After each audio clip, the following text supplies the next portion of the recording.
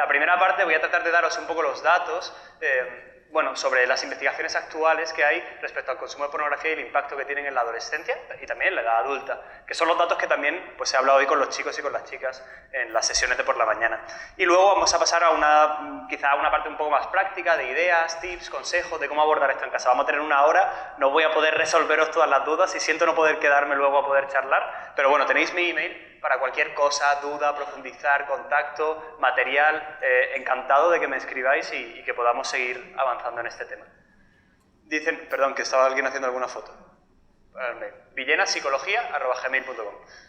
Dicen que bueno, antes a por la pornografía íbamos nosotros, ¿no? Cuando quizá nuestra generación, vuestra generación, de ir a videoclub, ¿no? A por una revista, pues era como algo a lo que teníamos que ir nosotros. Pero ahora esto ha cambiado radicalmente. Ahora es la pornografía en la que viene a por nosotros. Y es la pornografía en la que va a por el adolescente. El otro día leí un tuit que decía que es muy curioso, porque antes el fútbol era gratuito y la pornografía estaba codificada, ¿no? Y ahora la pornografía está gratuita y el fútbol está codificado y hay que pagar por ello, ¿no? Y eso es como han cambiado los tiempos, y yo creo que eso dice mucho también de la sociedad actual y de cómo estamos viviendo realmente la sexualidad y cómo los jóvenes viven la sexualidad. Los expertos le llaman la sociedad del yo-yo y del ya-ya.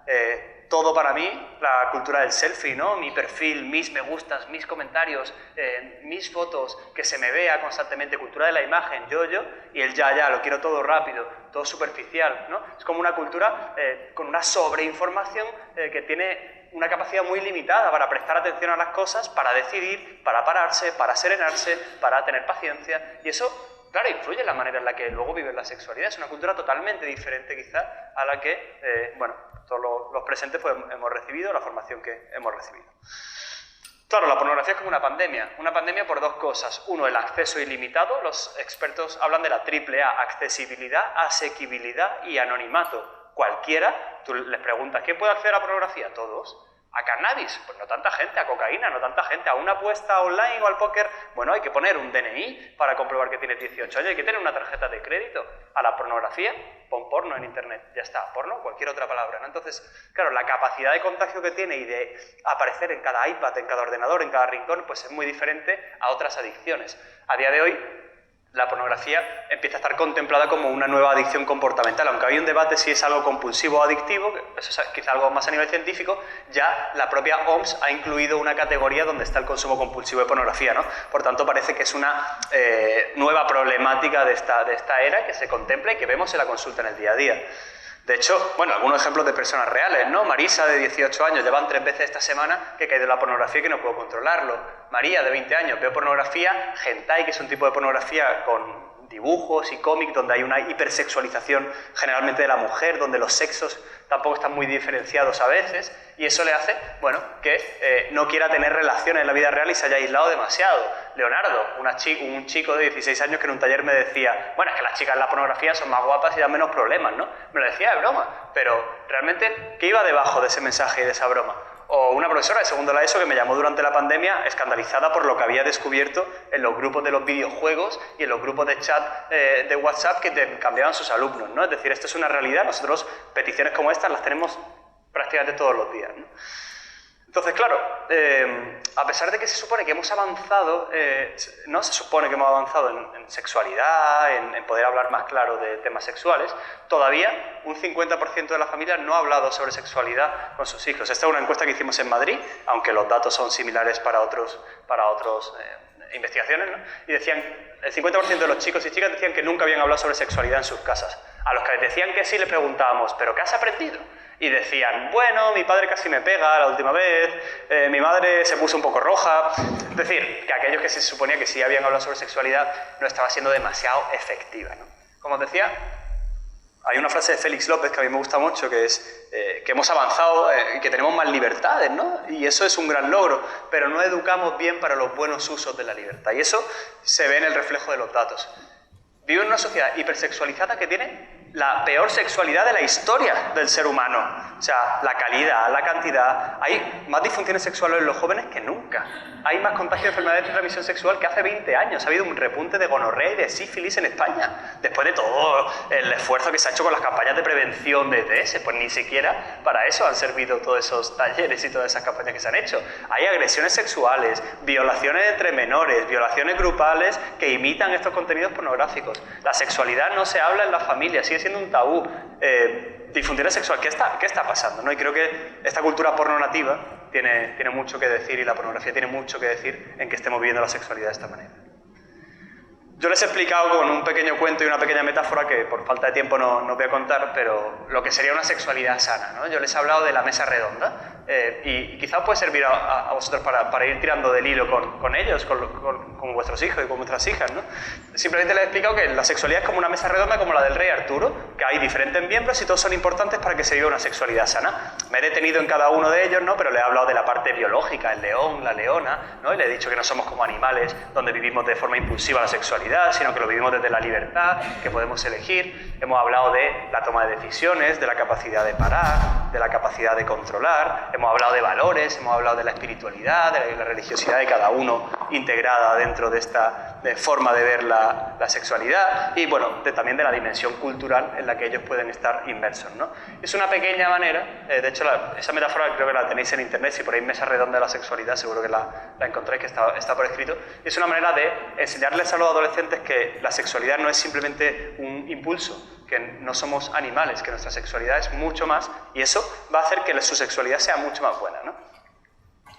Entonces, claro, ha llegado la propia pandemia, que ha hecho que además se aumente el acceso a la tecnología. Todos los que trabajáis en este ámbito educativo y habéis vivido toda la teleeducación, ha debido ser un auténtico sufrimiento, imagino, ¿no? Y claro, se han detonado muchos comportamientos sexuales y pornográficos debido a la pandemia, porque como ese acceso a la tecnología era más ilimitado, a las redes sociales, había menos capacidad de controlar con lo que se hacía con la tecnología, pues esta etapa que estamos viviendo pues ha cambiado también la manera en la que los adolescentes acceden, y muchos de ellos se han iniciado, antes lo hacían de forma más esporádica o de forma más accidental, y ahora, a raíz de la pandemia, pues sí que lo hacen de forma un poquito más repetida o han empezado a desarrollar un problema, y nos han llegado muchas peticiones a consulta después de ello, ¿no?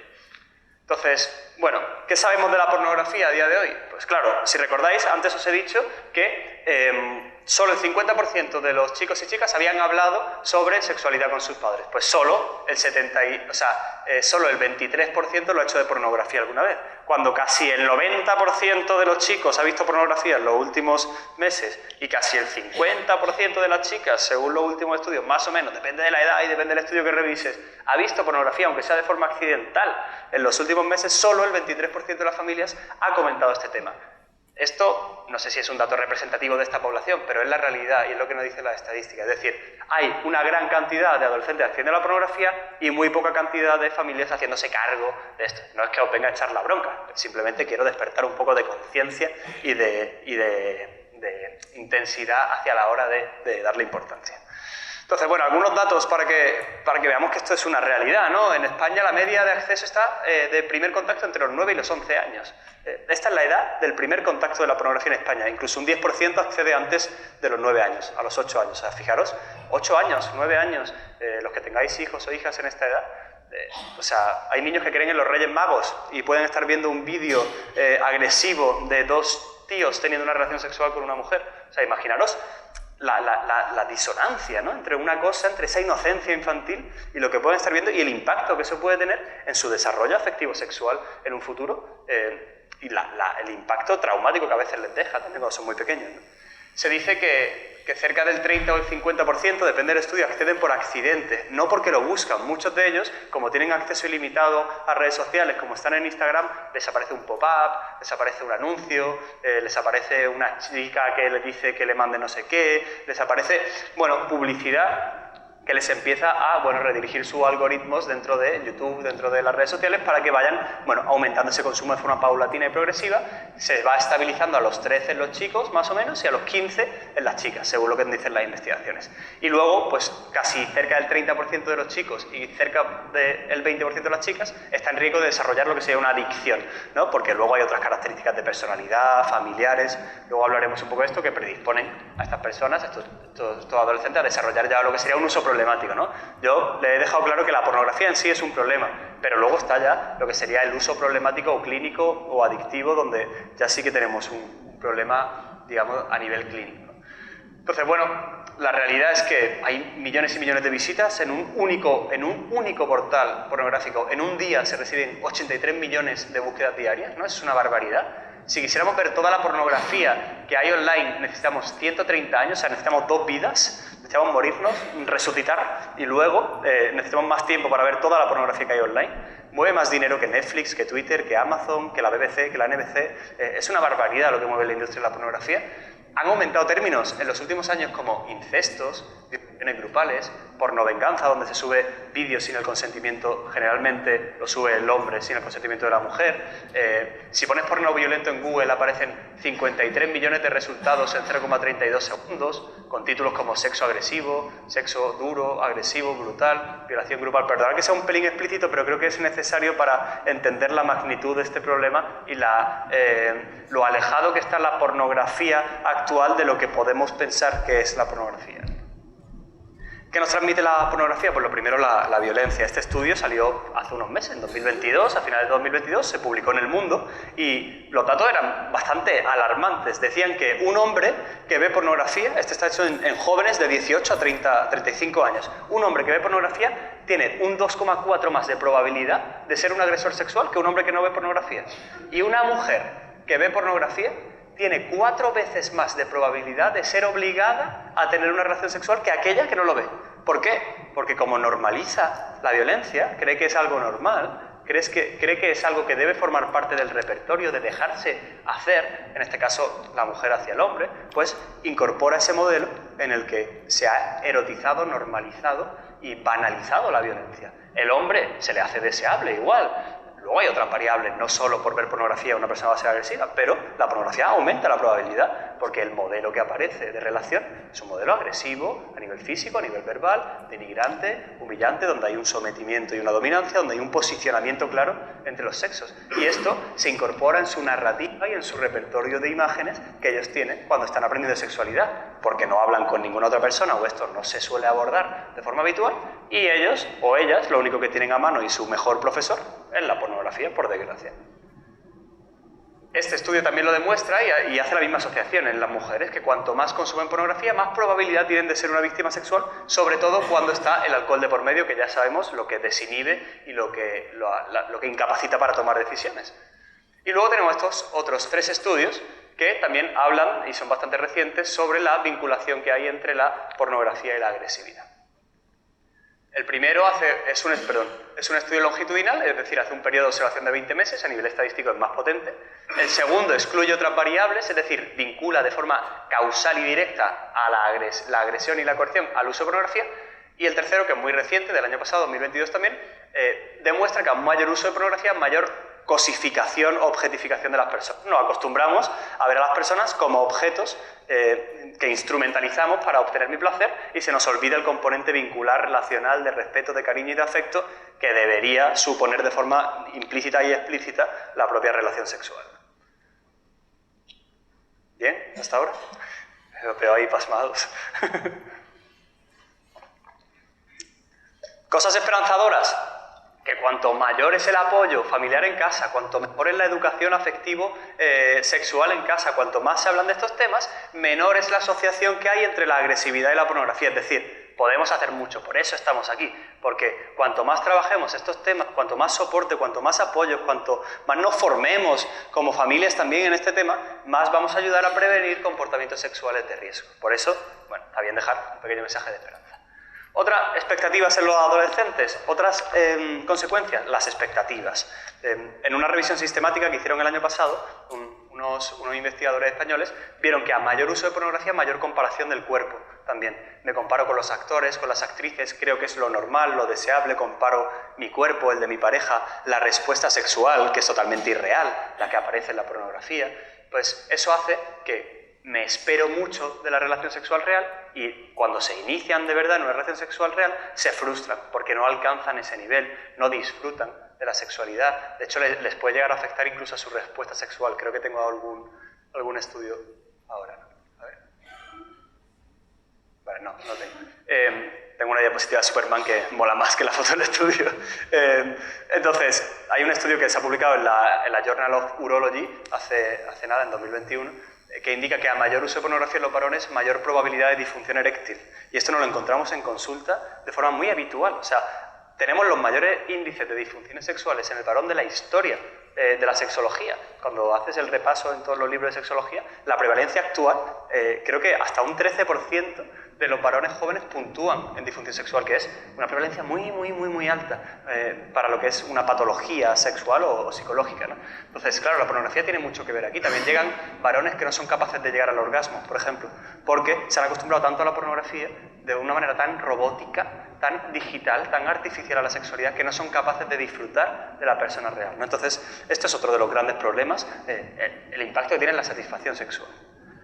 Otro de los problemas, el impacto en la pareja, ¿no? Es habitual que lleguen a consulta matrimonios en el que generalmente el varón consume pornografía y la mujer le ha pillado, no hay deseo, por ejemplo, en ese matrimonio, llevan años sin tener relaciones sexuales, pero el varón pues, está buscando la vida por la pornografía. Hace poco llegó una mujer llorando contando que había pensado en operarse todo su cuerpo a ver si conseguía parecerse a las actrices y actores, o sea, a las actrices pornográficas que veía su marido, ¿no? O sea, hay un impacto real en las parejas. De hecho, claro, imaginaros que pillo a mi pareja, a mi marido o a mi mujer, viendo pornografía. ¿Qué me hace cuestionarme sobre mí? Sobre mi valor, sobre mi cuerpo, sobre mi belleza, ¿no? O sea, me haría reflexionar. De hecho, hay un estudio que muestra cómo hay una especie de síndrome de baja autoestima, desconfianza hacia sí misma, desconfianza de su marido, debido al trauma que se le genera por descubrir que su pareja es adicta a la pornografía, ¿no? Se llama trauma por traición y es algo que cada vez se ve de forma más habitual.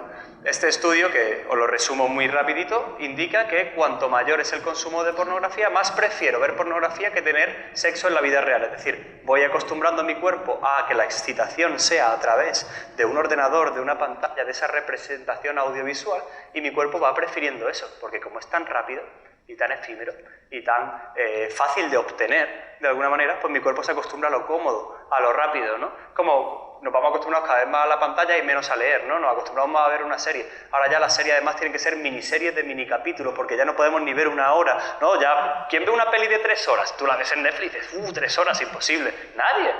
Ya TikTok son 10 segundos, 5 segundos. En 5 segundos tienes que comunicar. O sea, es súper exigente todo esto. Con la sexualidad pasa lo mismo. La pornografía va tan rápido que el cerebro se va acostumbrando y se desacostumbra a lo que en principio parecería mejor, ¿no? Que es algo a lo que le dedican más tiempo, pero que tiene un enriquecimiento mucho mayor. También se han hecho estudios de pruebas de resonancia magnética funcional y a través de neuroimagen podemos ver el cerebro de un adicto a la pornografía en comparación de una persona que no consume pornografía de forma adictiva, ¿no? Entonces, estas cositas amarillas que veis aquí, que son los sujetos que consumen pornografía de forma compulsiva, son lo que tiene que ver con el sistema de recompensa, ¿eh? Es todo el sistema límbico donde de alguna manera reside la adicción, tiene que ver con la dopamina, con esa anticipación de la recompensa, que es un circuito que está alterado de forma habitual en adicción a cocaína, a cannabis, a alcohol, a tabaco. Por tanto, parece que la pornografía se comporta de forma similar al resto de adicciones que ya conocíamos a nivel cerebral, ¿no? No solo eso, sino que también se ha visto que afecta a otros lóbulos cerebrales. Por ejemplo, las neuronas espejo. Las neuronas espejo son esas neuronas que tenemos para aprender, para empatizar, para imitar comportamientos, ¿no? Cuando yo soy pequeño y mi madre me dice mamá, y yo le repito mamá, eso es porque activo mis neuronas espejo, me lo guardo aquí en mi retina y lo devuelvo. ¿Para qué? Para imitar, aprender y en este caso desarrollar el lenguaje. Pues también sirve para imitar otro tipo de comportamientos o de conductas que aprendemos. Las neuronas espejo, debido al consumo de pornografía, se alteran. Y eso hace que luego los adolescentes tiendan a imitar este tipo de conductas en la vida real, porque sus centros de la imitación a nivel cerebral están alterados, ¿no? Luego, esta es una revisión de revisiones que se ha hecho de todos los estudios que hay en el mundo que explican cómo la pornografía afecta al cerebro. La diapositiva, ¿la entendéis? Yo tampoco, pero es bonita, ¿verdad? Con los colores quedaba muy guay, por eso la he puesto. Lo único que nos dice es que cada cosa que está coloreada está afectada debido a la pornografía, y son diferentes estudios en diferentes países que se han hecho, ¿no? Generalmente sistema de recompensa, lo de la dopamina, y el lóbulo frontal, que es la parte del director de orquesta, lo que justo los adolescentes no tienen, la capacidad de controlarse, de pararse, de organizarse, de gestionarse, de calmar sus impulsos. Pues claro, la pornografía disminuye aún más el crecimiento de ese director de orquesta. Imaginaros, un director de orquesta que en lugar de tener 50 músicos tiene 100.000 músicos. Pues es imposible, se desborda, no puede dirigirlos a todos. Eso es lo que le pasa al cerebro. Tengo tanta dopamina, tanta excitación, tanta activación del placer, que mi capacidad para frenarlo es nula, se deteriora, entonces abandona y se va deteriorando la corteza gris y la corteza blanca del lóbulo frontal, ¿no? También otras áreas del cerebro que tienen que ver con las adicciones. Fenomenal. Voy perfecto para terminar la mitad de la primera parte con esta carta. Esta carta resume, de alguna manera, todo lo que hemos contado en una persona real. Es la carta que me escribió un chico que tenía un problema con la pornografía, y una de las tareas que le pido es que escriban una carta para motivarse, ¿no? Yo le llamo la carta de despedida, ¿no? Es una manera de trabajar la motivación. De hecho, es algo que se puede hacer con adolescentes si os dedicáis a la educación, o con incluso vuestros hijos, si descubrierais que tuviera un problema de esto. También lo he hecho con adultos. Y me gustó tanto la carta y me impresionó tanto que le pedí permiso para darla en las conferencias, y este chico accedió a hacerla, y me gustaría leerla con vosotros. Dice: querida pornografía, hoy he decidido escribirte esta carta para decirte adiós. He de admitir que contigo aparentemente aprendí mucho del sexo y me has ayudado a evadir mi mente de la realidad mostrándome fantasías. Has hecho que mi mente hallase ese equilibrio emocional que yo no le supe dar. Y siempre que tenía una emoción mala, podía contar contigo, pues estabas a un clic siempre de mi móvil y no me costaba encontrarte. Parecía realmente buena, aunque ya desde pequeño, que fue cuando te conocí, sabía que no debías ser como pensaba. Y con el paso de los años seguí conociéndote y me di cuenta realmente de quién eres y qué has hecho conmigo. Crecer contigo me ha hecho daño. Ha resultado ser para mí una droga perjudicial. Todos los beneficios que parecías tener eran falsos. Me mentiste y me engañaste. Me hiciste creer que eras buena y que no me harías ningún daño, pero no fue así. Por tu culpa no aprendí una manera sana de hallar un equilibrio mental, y ahora siempre busco la sexualidad para regularme mentalmente. Esto hace que me sienta mal, me sienta sucio, pues no debería ser así.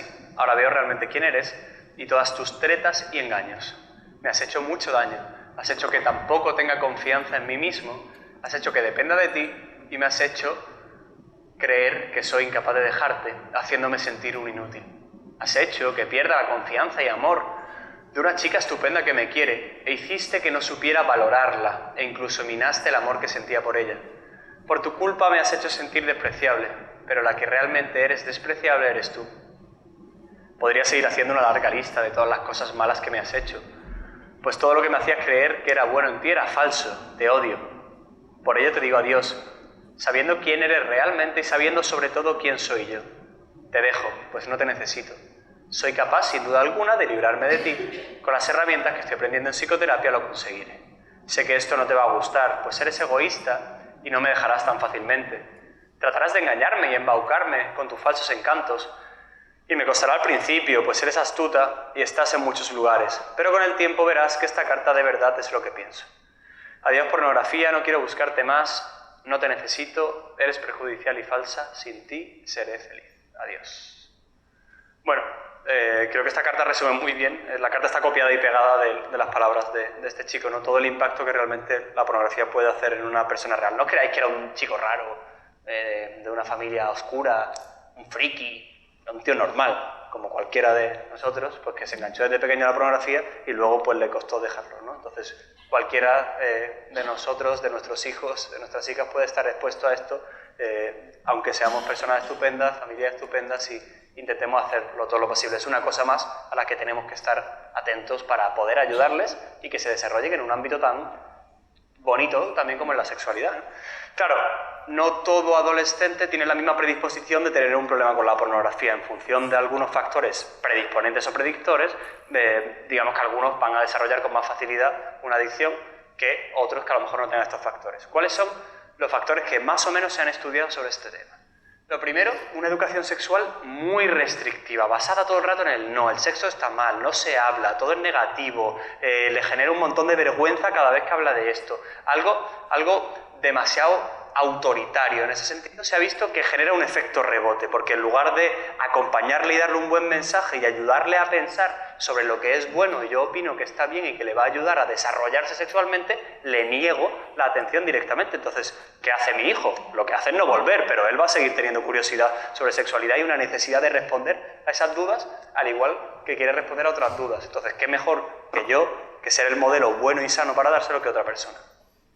Los chicos que tienen menores habilidades sociales, aquellos más introvertidos, que tienden a socializar peor, pues pueden tener más fácil o de alguna manera tener más tendencia a caer en la pornografía, porque como, bueno, se aíslan con la pornografía y ahí se refugian, como no se les hace mucho caso en la vida real y ahí encuentran un soporte donde se relacionan mejor con lo informático, pues eso hace que pueda tener mayor probabilidad. Por eso yo siempre propongo que para esos chicos o chicas que son más tímidos que se trabaje mucho esa socialización, actividades de grupo, campamentos, o sea, todo lo que tenga que ver con un deporte de grupo, o sea, todo ese tipo de actividades, siempre intentar trabajarlas porque va a prevenir muchos problemas. Luego, el tema de las pantallas. En función de cómo se trabaja el tema de las pantallas en mi casa, pues también va a haber más probabilidad. Si tiene un acceso muy temprano y un acceso ilimitado, no hay ningún tipo de normas en mi casa con respecto a las pantallas, eso va a aumentar la probabilidad. Cuanto más tiempo esté en una pantalla, más probabilidad tengo de entrar en la pornografía. Es una relación muy sencilla. Por eso, hacer dietas tecnológicas, por ejemplo, hacer un contrato con el adolescente de cuántas horas puedes usarlo al día, en qué momento, qué aplicaciones, en qué lugares de la casa, dónde vas a tener acceso a la tecnología e internet y en qué lugares no. Eso es una herramienta súper sencilla que desde un bien pequeño se puede empezar a trabajar con ellos y que además les vas dando autonomía progresiva. Si van cumpliendo y van respondiendo, voy avanzando y les voy soltando un poco la cuerda. Si no van cumpliendo, voy tirando, ¿no? Y les voy dando autonomía progresiva para que puedan bucear por todo el mundo de Internet, al igual que hago cuando van a la calle, a la hora de llegada, pues lo mismo en Internet. Internet es otro mundo, es igual que una discoteca o que cualquier otra cosa, tengo que ir viendo y midiendo. Incluso le puedo dar refuerzo, oye, si apruebas este año, pues el año que viene renegociamos las horas que puedes pasar jugando a esta aplicación o lo que sea, ¿no? Entonces, bueno, lo firmas con el adolescente y eso le da también como más solemnidad y más compromiso. Niños que son muy impulsivos y muy ansiosos, ¿no?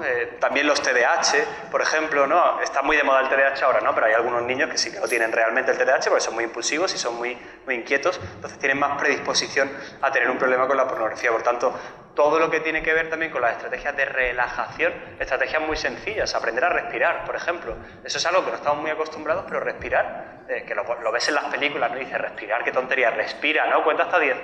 La respiración es súper importante. Yo en muchos talleres se la enseño a los adolescentes porque cuando tú respiras con el diafragma, activas el nervio que está conectado con la relajación en el cerebro y le mandas señales al sistema nervioso de calma en lugar de activación. Entonces, simplemente aprendiendo a respirar y a pararme de vez en cuando, a mirarme. Miramos el móvil 150 veces al día. ¿Cuántas veces nos miramos a nosotros? ¿Alguien se ha preguntado hoy cómo estoy, qué emociones he sentido? A lo mejor alguien.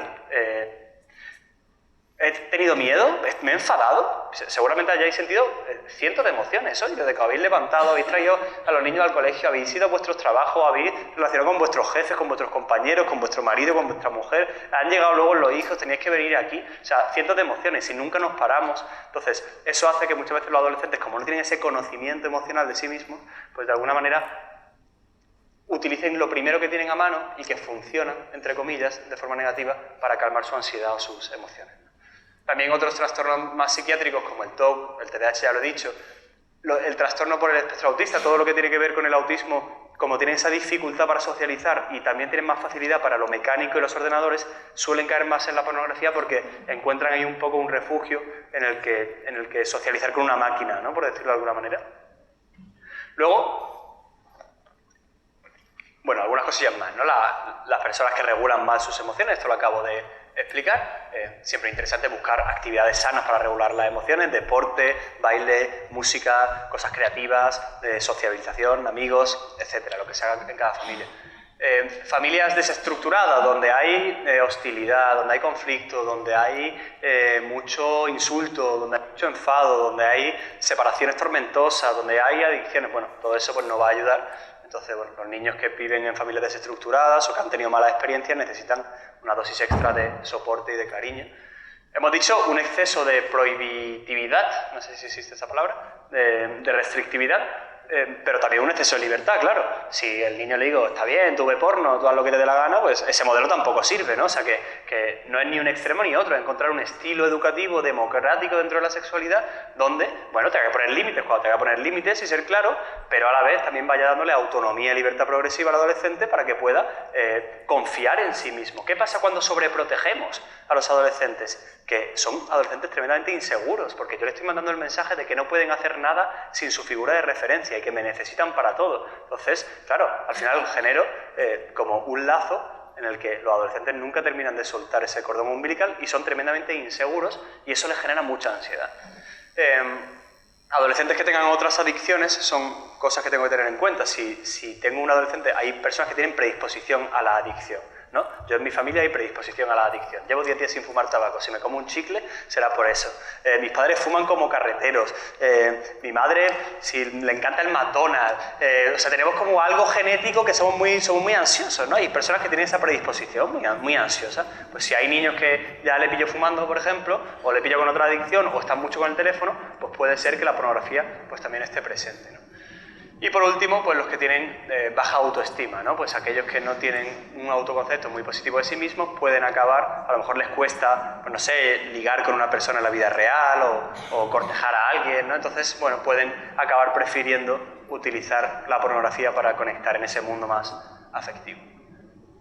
Señales de alerta que podéis tener si hay un problema, ¿no? Esto, pues señales de alerta podéis tenerlas en las escuelas, a todos los profes que estáis aquí, y también para los adolescentes, ¿no? Que es, bueno, primero, esa dependencia excesiva de la tecnología. Cuando hay mucha dependencia de la tecnología, se es muy cauto con mi móvil, no quiero que me lo miren, ¿no? Me pongo un poco a la defensiva. Ahí tengo que tener cuidado, de decir, oye, ¿qué pasa que no quieres, ¿no? Que no das tu móvil con tranquilidad o que no quieres que esté que te supervise, algo está pasando, algo raro pasa, ¿no? Pues ahí, señal de alerta. Cuando hay cambios en el sueño, esto es una variable de muchas otras problemáticas, pero la pornografía, al estar todo el rato con el móvil, la luz azul, ¿no? Pues eso también puede alterar los ritmos del sueño. Si un niño no descansa muy bien, bueno, pues también lo puede tener en la cabeza, oye, pues aquí puede haber un problema. Si pasa mucho tiempo en sitios privados, ¿no? Con el móvil, pues lo vemos que se va al baño con el móvil, que siempre se encierra en su habitación con el móvil. Bueno, pues probablemente pueda estar utilizando el móvil para consumir pornografía. Si vemos cambios en el estado de ánimo, si presenta otra adicción, esto ya lo hemos dicho, si hay cambios en el rendimiento escolar, si utiliza un lenguaje muy sexualizado. Yo me acuerdo, sexto de primaria, un taller en Barcelona en un colegio, un niño que me preguntó qué era un trío. ¿De sexto de primaria? 12 años, 11 años, 12. ¿Por qué sabe esa palabra? ¿De dónde la ha escuchado? ¿De dónde viene, no? Pues es evidente que tiene un lenguaje sexualizado y que probablemente haya estado expuesto a algo. A lo mejor ha sido un amigo, a lo mejor ha sido su primo, hay que preguntar primero, ¿no? Pero, bueno, nos salta la atención. Si utilizan un vocabulario sexualizado, pues ahí tenemos que tener alerta, ¿no? Si tienen comportamientos machistas o denigrantes en el sentido, bueno, de que imiten ese modelo que hemos dicho agresivo antes, donde, pues, ¿viste el vídeo ese de la discoteca de Barcelona, por ejemplo? En el que estaban niños en una discoteca light, como con una postura súper sexualizada, todas las niñas como apoyadas delante. ¿No lo visteis? Fue alucinante. Os animo a buscarlo porque es brutal. Como 50 niños en una discoteca y los chicos como utilizando a las mujeres, sin que estuvieran desnudos ni nada, pero era impactante. Pues ese tipo de comportamientos uno dice, uy, ¿esto de dónde lo han aprendido? ¿Dónde lo han imitado, ¿no? Cualquier tipo ya, hombre, si paso a conductas sexuales explícitas, tocar a alguien, pedir a alguien algo, extorsionar por redes sociales, pedirle una foto, todo eso también son señales de que está expuesto a todo este tipo de comportamientos problemáticos y pornográficos.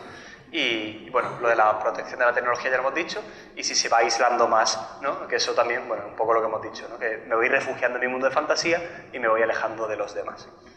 Entonces, algunas ideas, voy fenomenal, qué bien. Prácticas para la educación. Igual no da tiempo que hagáis hasta 2 o 3 preguntas.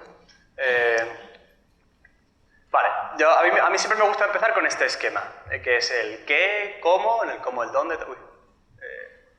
qué, cómo, por qué, para qué y para quién, ¿no? A mí un esquema que me sirve en muchas cosas de mi vida, pero en la educación sexual me sirve también.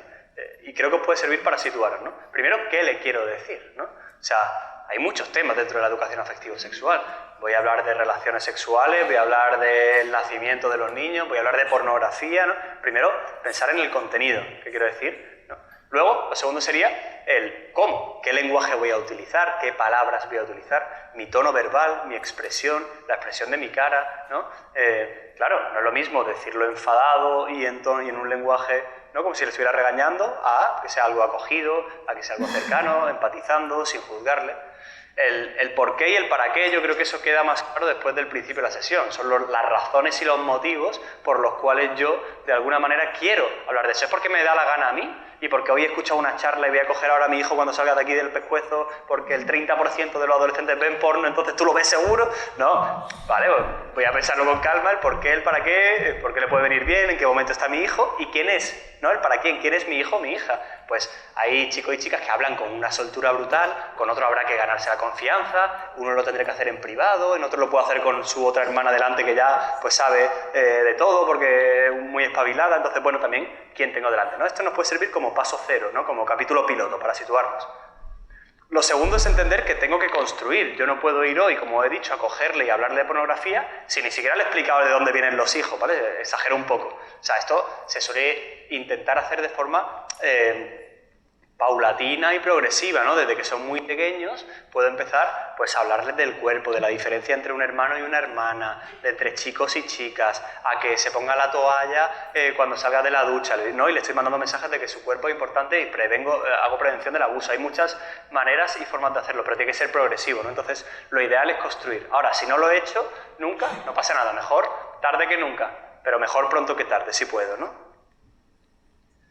Claro, hay que tener conocimiento, este es un semáforo, ¿no? Antes hablábamos con una profe de infantil que decía que, claro, que había veces que en infantil, por ejemplo, hay ciertas curiosidades que tiene un niño de 4 años que son normales y que a uno le puede alarmar un montón, ¿no? O sea, pues que jueguen a médicos y de pronto vea que un chico y una chica se han desnudado y uno dice, joder, 5 años, esto es tan pervertido. Pero no, en realidad, pues es algo súper normal, ¿no? Yo me acuerdo que a mi hermano le pillaron con mi prima también jugando a los médicos con 6 años y los dos han salido muy normales y les va fenomenal. No sé los que a lo mejor están escondiendo algo por dentro, pero yo creo que les va muy bien, ¿no? Entonces, son comportamientos normales de la infancia, ¿no? Entonces, es importante que tengáis conocimiento. ¿Qué es lo normal y qué es lo normal? ¿Qué es un comportamiento de riesgo y qué no lo es? Yo tengo un semáforo que hicimos por edades, bueno, lo copiamos realmente de una página de Estados Unidos. Hay cosas que no me encantan, no me cuadran del todo, pero como guía general sí que puede servir para tener ese conocimiento. Si alguien lo quiere, que tiene mi email y se lo puedo enviar, encantadísimo.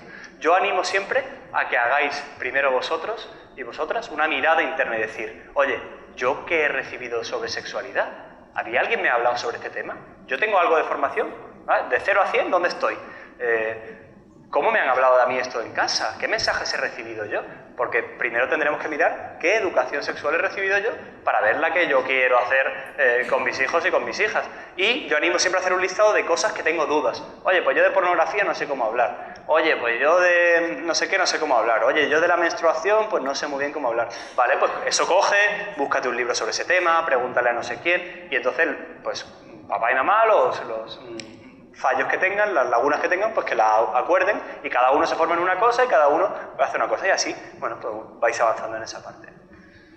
Luego, yo creo que hay que intentar darles la confianza para que ellos sean capaces de pedir ayuda. Los adolescentes muchas veces no van a hablar de sexualidad porque no nos van a hablar de muchas cosas, porque son adolescentes, tampoco hay que ser utópicos y que después de contaros yo esta idea, esto va a ser una maravilla y súper sencillo hablar de sexualidad. Los adolescentes son adolescentes en plena revolución hormonal que te hablan con monosílabos, que te quitan la cara, pero si tú les vas calando el mensaje de confianza de que tú eres un pilar en el que tú puedes confiar, en el que ellos pueden confiar. Cuando tengan un problema, seguramente si tienen un problema con 16, con 17, con 20 en la universidad, seguramente lo primero que hagan es ir y acudir a ti. A lo mejor no te van a contar cada detalle, pero cuando tengan un problema, seguro que acuden a por ti. Al igual que cuando tienen un problema de matemáticas, te preguntan, pues lo ideal sería que te pudieran preguntar con la misma naturalidad por un problema de sexualidad que por un problema de matemáticas, porque debería estar al mismo nivel, entendedme, entre comillas. la educación emocional, la educación sexual implica educación emocional. O sea, es indivisible. O sea, hablar de educación sexual no es hablar ni de técnicas, ni de posturas, no sé, ni de un manual de solo cómo nos relacionamos sexualmente. Es hablar de la persona, es hablar de identidad personal, es hablar de autoestima, es hablar de reconocer mis emociones. O sea, si yo me conozco, me gestiono, me regulo, hago procesos de introspección, soy mucho más libre, tengo más asertividad, tengo más seguridad en mí mismo para decir que sí o para decir que no, si no me parece adecuado, más capacidad de comunicar y exigir lo que quiero en una relación y por tanto no me toman el pelo en una relación. Por eso, educación sexual es educación afectivo-sexual. Durante estos últimos años en España se ha hecho mucho hincapié en la educación sexual, pues eso, en la prevención, en cómo poner un preservativo, ¿no? Pero en lo afectivo se ha hecho poquísimo hincapié. Y es las carencias que vemos en los adolescentes de hoy, ¿no? Claro, muchas veces, antes que preguntar, o sea, antes que darle yo una respuesta, tengo que escuchar. Yo siempre cuento una pequeña anécdota que es real y que pasó en mi familia, y le pasó a mi abuela con una prima mía. Estaba mi abuela cociendo unos huevos en casa, y estaba mi prima pequeña, se llama Bubu, mirando. Y sabéis que si habéis cocido un huevo alguna vez, cuando está un poquito roto se queda como un hilillo blanco, ¿no? Ahí en el agua, ¿no? Claro, y mi prima lo vio y le dijo, abuela, ¿eso es el semen? Claro, imaginaos mi abuela es antigua escuela máxima, ¿no? O sea, esta niña está pervertida, al reformatorio, la sacrificamos aquí, esto ya no vale para la familia, ¿no? Claro, mi abuela le preguntó, pero hija, ¿por qué dices eso? Y mi prima respondió, es que me han dicho que el semen sale de los huevos, ¿no? Claro, imaginaros la inocencia. Mi prima veía pornografía, ¿no? Si la pornografía en esa época ni había cuatro imágenes, 4 revistas, ¿no? Simplemente tenía curiosidad, inocencia, había escuchado campanas y no sabía dónde. Por eso, primero vamos a preguntar si a ese niño que habla de tríos se lo ha dicho su primo en el cumpleaños y en la comunión de no sé quién, o está viendo pornografía, ¿no? Por eso, antes de alarmarnos, que es lo que nos puede salir de forma natural, o lo que le pasó a mi abuela, vamos a escucharles a ellos y entonces vamos a ver cómo responder. Yo siempre recomiendo intentar responder en positivo, ¿no?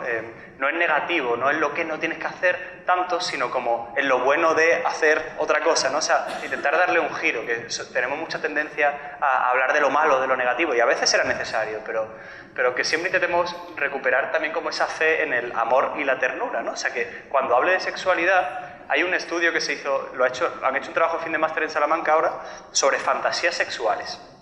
Y le preguntaban a los universitarios las fantasías sexuales que tenían, ¿vale?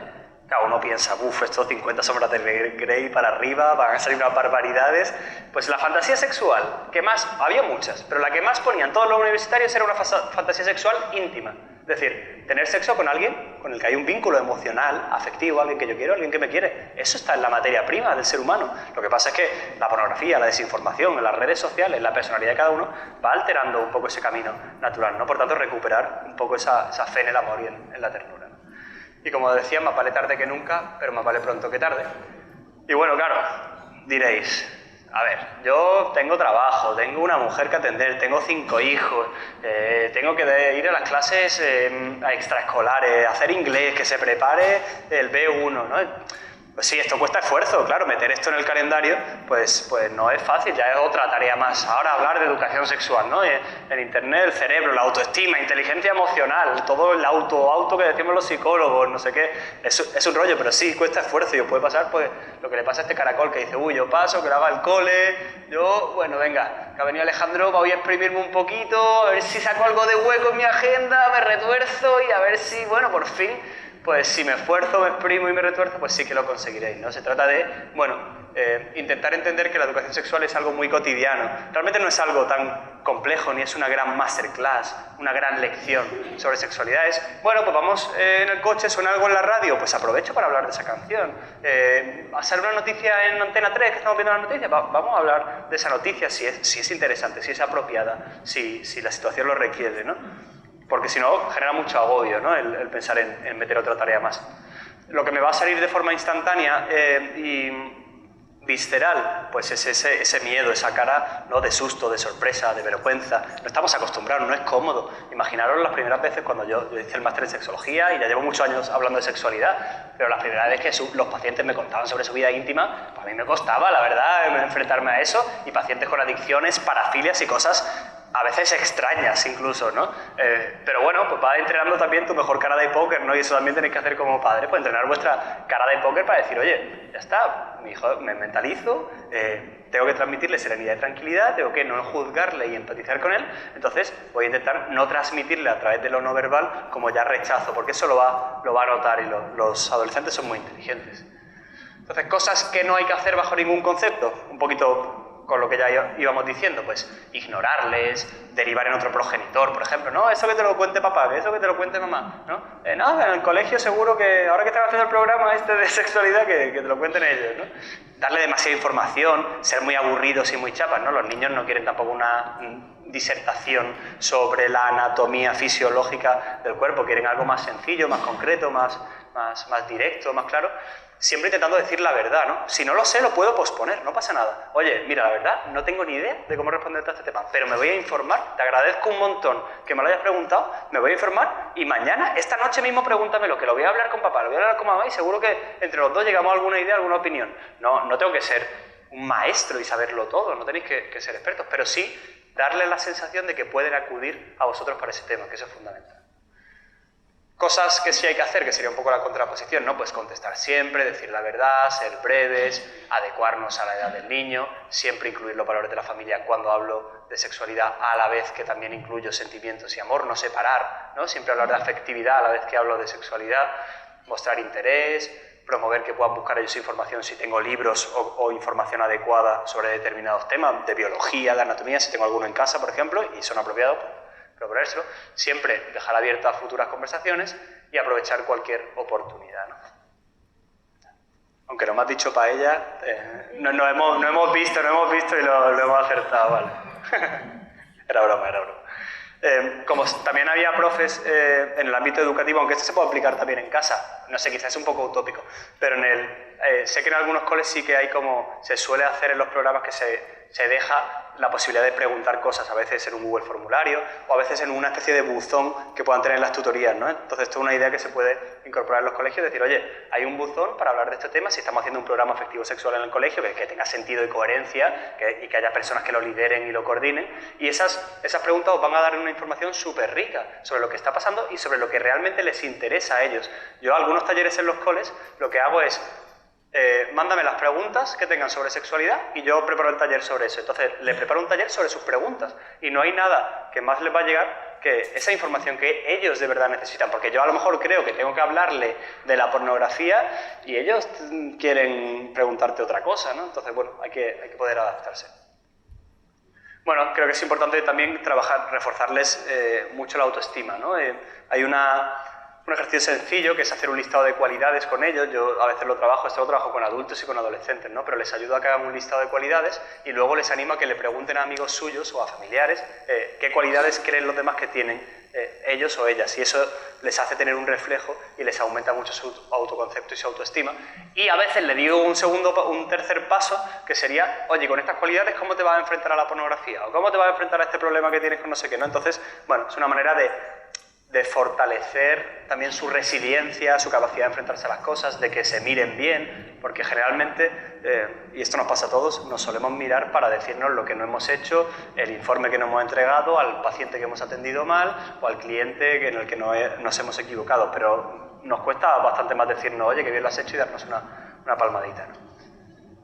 Esta es una idea que me gustó la idea, el programa lo he leído por encima y tampoco me encanta, pero la idea sí me parece buena, que es hacer un cineforum que incluya películas con buenos valores, no que represente la sexualidad de forma explícita, entendedme, sino que, bueno, pues uno habla de, yo qué sé, del matrimonio, otro habla de la lealtad, uno habla del compromiso, este habla de la intimidad, esta habla de, yo qué sé, de la vida adulta, de la ancianidad, de lo que sea, ¿no? Como buenas ideas que tengan que ver con el desarrollo de la persona, de la personalidad, y se hace un pequeño cineforum. Pues una vez al mes en casa vemos una peli y luego comentamos. O en el cole, pues oye, este año se van a ver estas 5 películas y las vamos a ver todos juntos y las vamos a comentar. Bueno, una manera muy sencilla, muy lúdica también de incorporar la educación sobre cosas que nosotros queremos. Primero, hacer un análisis de las pelis que os interesan y luego ponerlo en marcha.